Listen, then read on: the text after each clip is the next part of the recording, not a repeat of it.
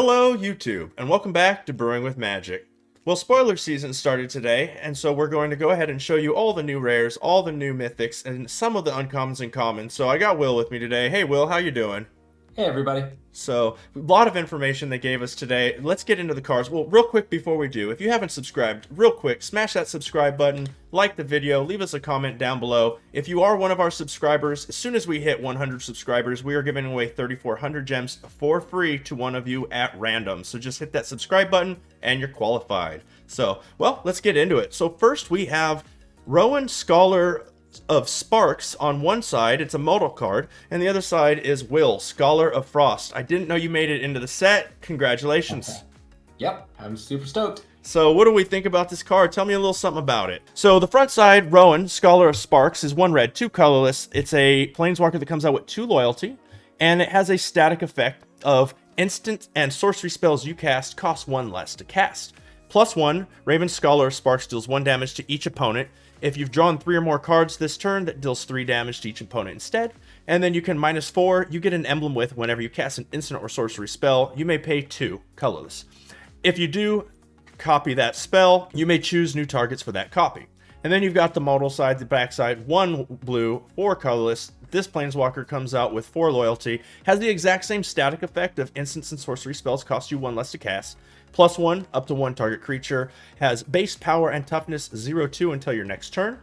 -3, draw 2 cards, and -7, exile up to 5 target permanents. For each permanent exiled this way, its controller creates a 4/4 blue and red elemental creature token. So tell me what you think about this thing. So I think the red planeswalker is probably going to be the best of these two sides.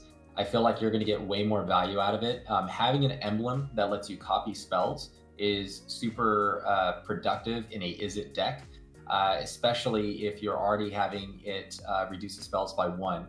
The blue side seems a little bit expensive. It feels that you might using this more for a mid-range or end game kind of feel. And then the -7 itself feels like you're going to be using it on your own targets to try to finish out the game. So I really like this planeswalker. I think the red side is going to see more value than the blue though. Nice, okay. So, next on the list, we have Shadrick's Silverquill. So, Shadrick's Silverquill is 1 black, 1 white, and 3 colorless. It is a legendary creature, Elder Dragon. I don't know, have we seen an Elder Dragon lately? Not lately. Okay, so this one comes out as a 2/5 flying and double strike. So it's definitely got a little bit low stats on the 2/5, but hey, flying double strike is always good. At the beginning of combat on your turn, you may choose 2. Each mode must target a different player. So we have 3 modes. Target player creates a 2/1 white and black creature token with flying. Target player draws a card and loses 1 life. And target player puts a +1/+1 counter on each creature they control. Do we like this? What are we going to do with this card? Yeah, honestly, I think actually this can be a very fun card to use. Being able to pick a mechanic that kind of fits your needs at the time, especially if you're playing a low mana cost deck where you're trying to get out smaller creatures and then immediately pumping them for +1/+1, and then having them draw a card. They lose a life, great, good for them, but you're going to be smashing them in the face.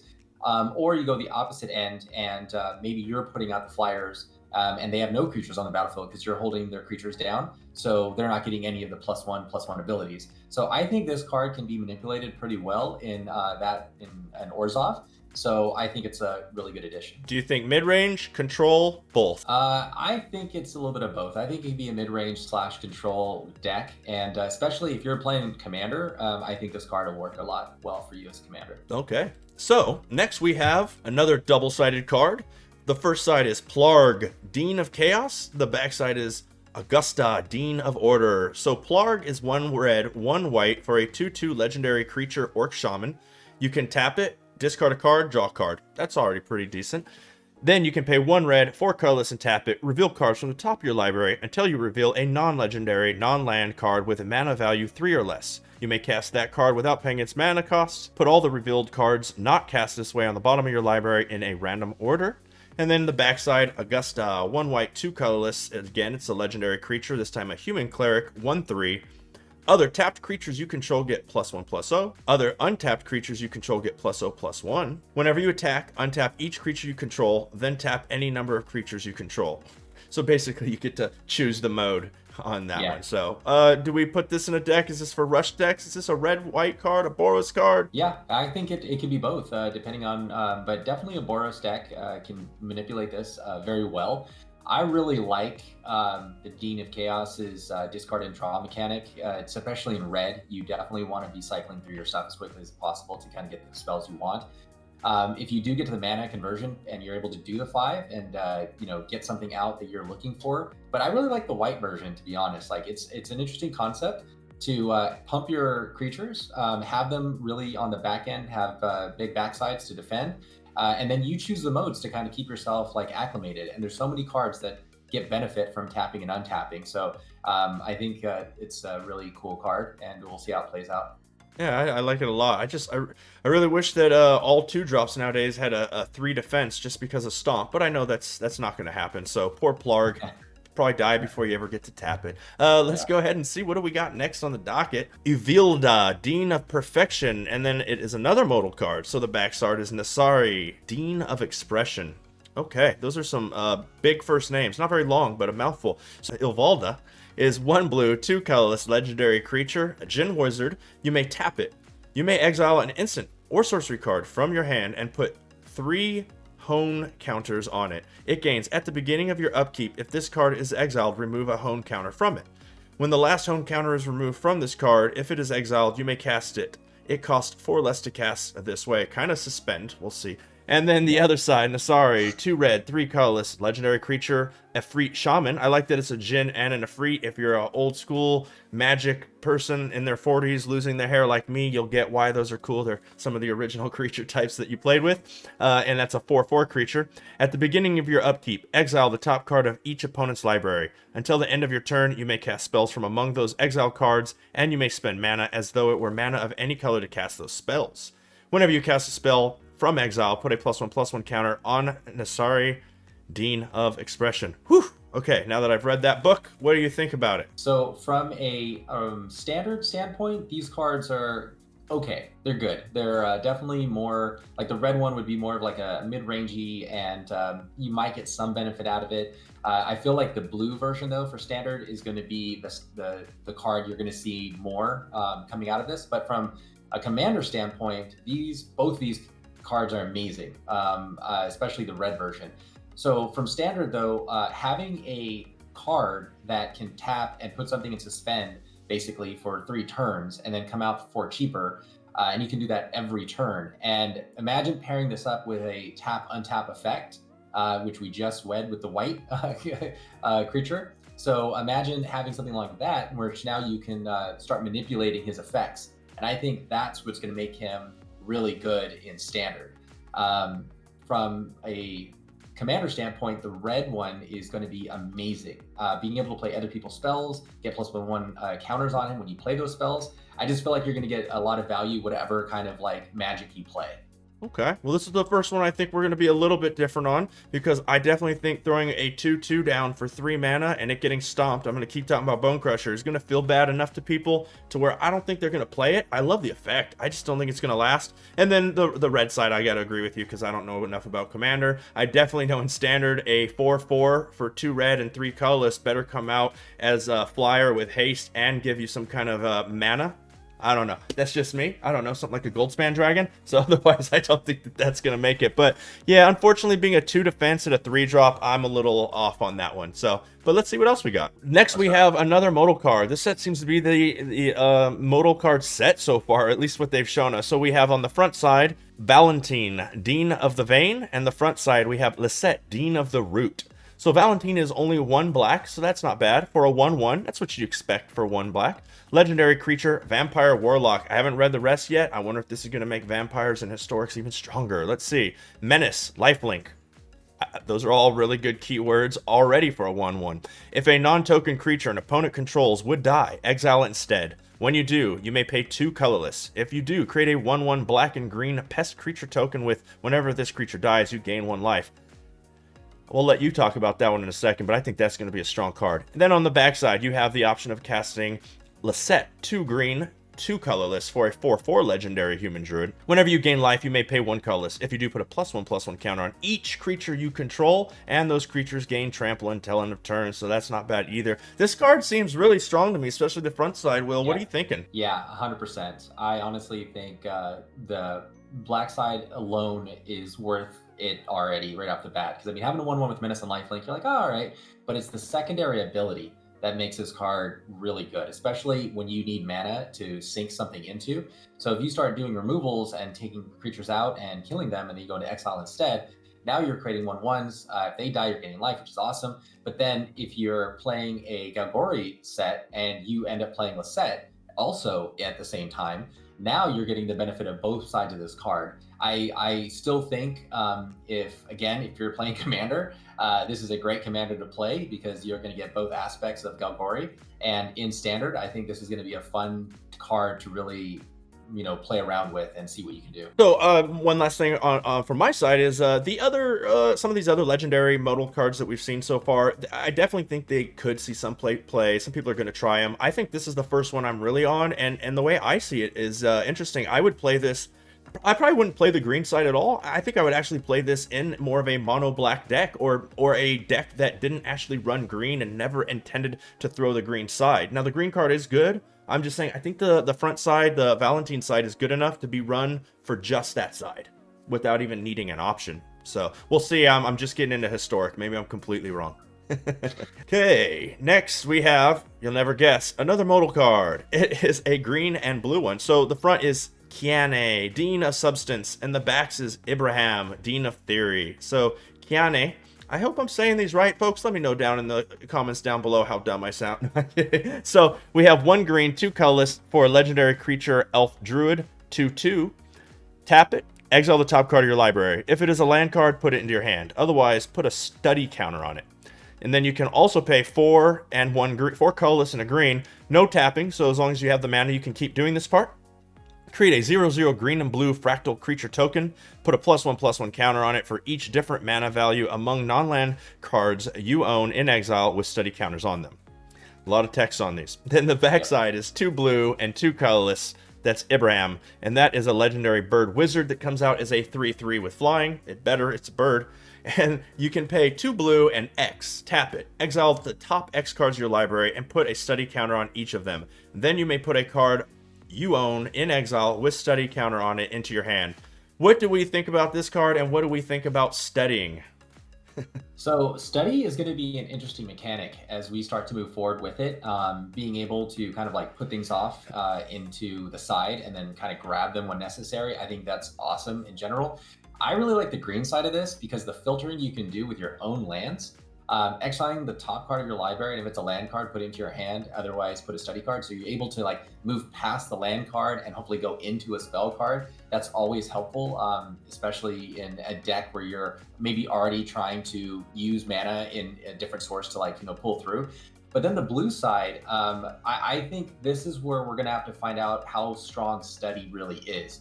Because if study is really going to be a strong mechanic that we're going to see, then Ibrahim, the Dean of Theory, I think might be a really, really good card. Because imagine in a control deck, being able to tap him and, I don't know, pay 5 or 6 and go down 5 or 6 cards, and then be able to put, the one card that you want into your hand. I just think you're going to be having so much card manipulation that he's going to be way worth it. Cool. Okay. Can't wait to see what people come up with. Okay, so next we have another modal card. I have a feeling that maybe they showed us all of the rare and legendary modal cards today, so we'll find out. So this one's black-white. The backside is Ambrose, Dean of Shadow. So Shael is 1 white, 1 colorless for a 1/1 legendary bird cleric. I love 1/1s. It's too bad it's got to be a 2, but it does have flying and vigilance. Tap it, put a +1/+1 counter on each creature that entered the battlefield under your control this turn. There's potential there. And then Ambrose is 2 black, 2 colorless for a legendary human warlock, a 4/4. So 4/4 for 4 is always good.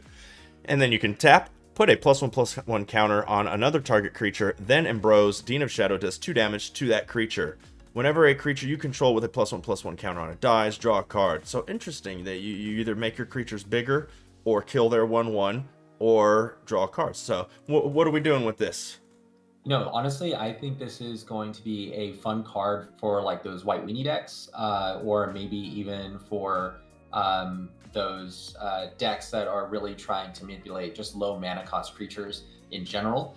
I see a lot of value out of the flying and vigilance with Chalet, but I think you have to kind of have it in a package where you're kind of like keeping your creatures forward moving, casting spells, putting 1/1 white spirits onto the battlefield, and then being able to have them already on the board so you can tap them and then create those more pluses. So I could see that in there. I think Ambrose, Dean of Shadows is definitely going to be one of those cards where you're going to see a little bit more value when you have in the right package. I think right now it's going to be a little off keel until we see some more cards come out. But I think right now it's going to be a little bit off keel. Because I'm wondering when you're going to want to tap a 4-drop 4/4 to put a +1/+1 counter on another creature.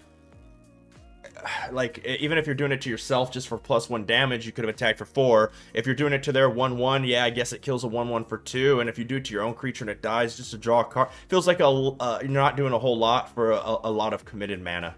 So yeah. Okay, cool. Next on the docket. So this is a blue-red. We've got the Izzet one. So the front is Torrent Sculptor, and the back is Flamethrower Sonata. So Torrent is 2 blue, 2 colorless for a 2/2 creature merfolk wizard. So we're on one that isn't legendary, finally. And it has Ward 2. So whenever this creature becomes the target of a spell or ability an opponent controls, counter it unless that player pays 2. That seems pretty strong, but I mean, it is a 2/2 for 4, so we'll see. And then when Torrent Sculptor enters the battlefield, exile an instant or sorcery card from your graveyard. Put a number of +1/+1 counters on Torrent Sculptor equal to half that card's mana value rounded up. And then we have Flamethrower, 1 red, 1 colorless. It is a sorcery. Discard a card, then draw a card. When you discard an instant or sorcery card this way, a Flamethrower Sonata deals damage equal to that card's mana value to target creature or planeswalker you don't control. So, definitely looks like it was built for a little bit of a fast Izzet deck, but where do you think we're putting this? Does this work in standard right now? I think it's going to work great in standard. Okay. To be honest, I think it's going to be a fun creature. Especially if you're already building decks around like an Izzet build that has a lot of mobility on the front end, but then maybe has some like bigger spells where you're trying to drop some stuff and maybe you've already done the spell, maybe you got countered. My favorite part about this is he protects himself.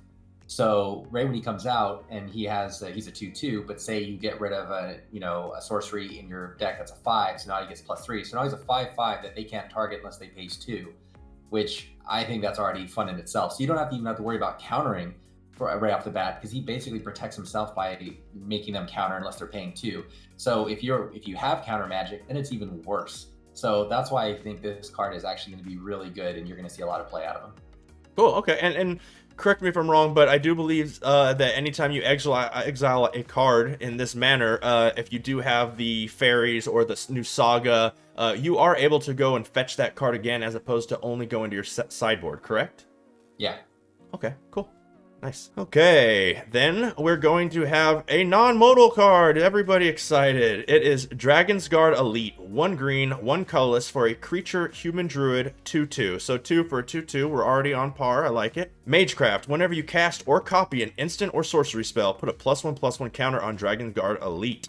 Then it also has, and you don't have to tap for this, pay 4 colorless and 2 green, double the number of +1/+1 counters on Dragon's Guard Elite. So, I mean, I'm sure Will's going to say the same thing. I think this has a lot of potential in a fast green deck because in the beginning it's going to be big and at the end it only gets bigger. So, what are we doing with this? Yeah, I'm going to tell you this right now, like in either a green stompy deck or if you're going to play into a green in any color deck, I feel like this card is going to probably be in those decks. And as they cast their spells, they're pumping this guy up, but at the same time, now you have a mana sink to put into it to double those counters.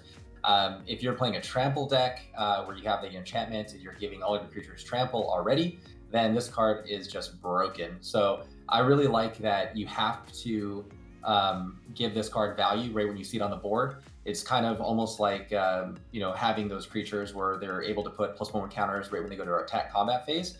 This is going to be kind of the same thing. You're going to have to look at this card and say, do I deal with this now? So yeah, it's going to be good. I'm thinking a Simic, make Simic a little stronger, or it just does something with Gruul, because Simic right now. So Yeah. now we're going to talk about Archmage Emeritus. 2 blue, 2 colorless for a 2/2 creature human wizard. Also has Magecraft. Whenever you cast or copy an instant or sorcery spell, draw a card.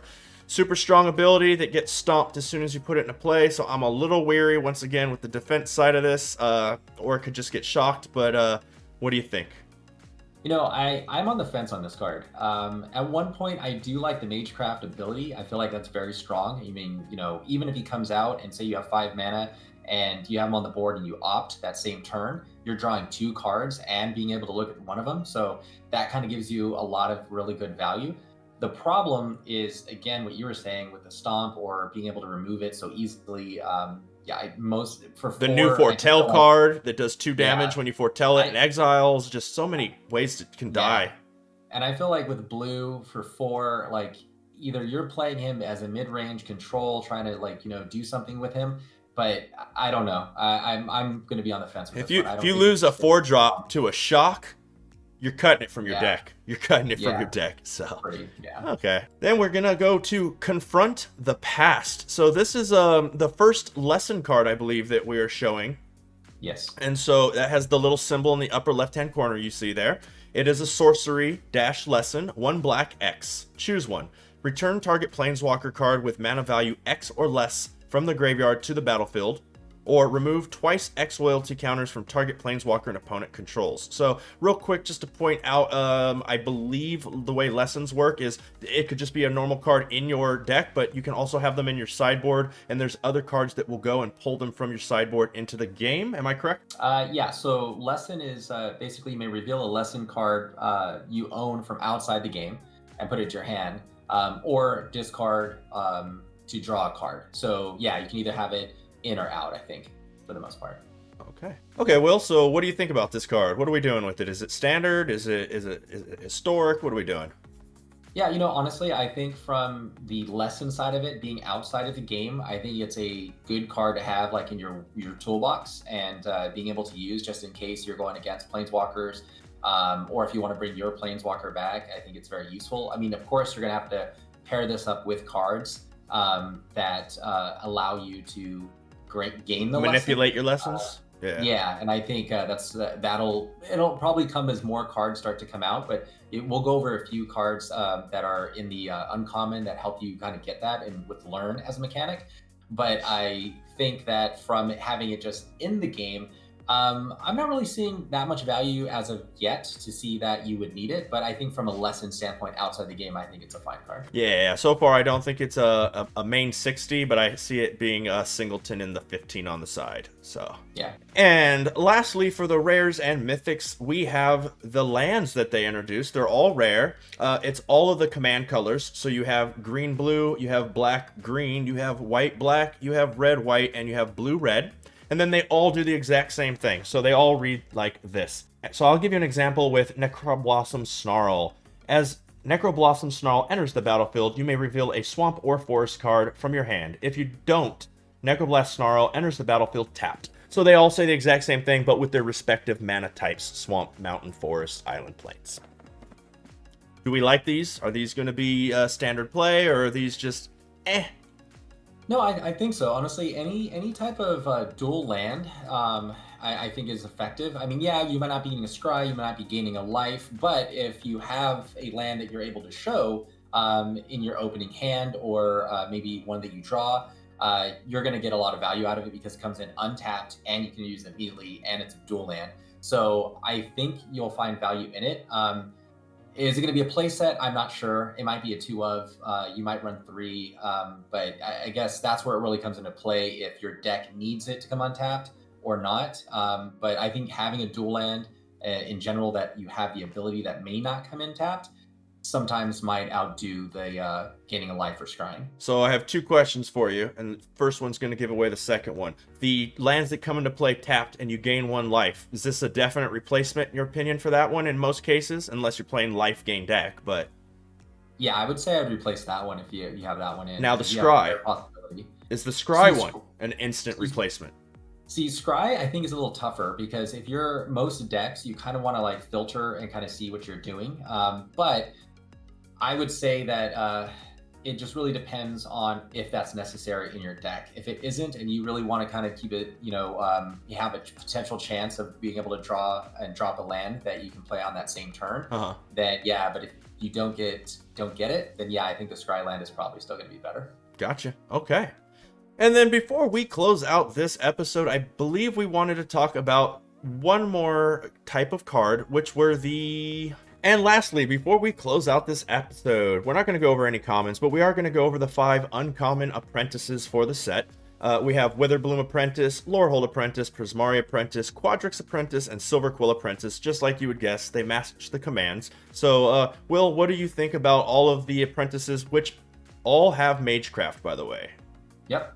Yeah, I think all the apprentices are going to be kind of fun, different of how you want to, put them in your decks, and especially, running those color schemes. I think the Quadrix Apprentice is going to be one of the better apprentices, and again, falls into Simic, right? So can we keep giving Simic more things? But being able to cast copy an instance, but look at the top 3 cards of your library and maybe reveal a land and put them in your hand. So I think that alone already makes the apprentice so much better than the rest, just because you're able to pull the land out, start being able to play more things, and make sure you're hitting and staying on par. The other apprentice I think is really good is the Is-It Apprentice. So if your spell is a value of 5 or greater, you put a +1/+1 on this apprentice. So if you have like higher end spells, then he's going to get bigger. But I think overall, all the apprentices are going to have their own fun little niches and things that they can do. But I still feel like the Simic Apprentice, out of all of these apprentices, is probably going to be the strongest for the most part. I'm really liking Witherbloom Apprentice myself. I can't wait to do something with that. Maybe if between that and a few other cards, I think maybe we might be able to find an Aristocrats deck. Maybe. Yeah, 100%. Yeah, Maybe. I mean, with a Golgari, undertone, I think it's going to be great.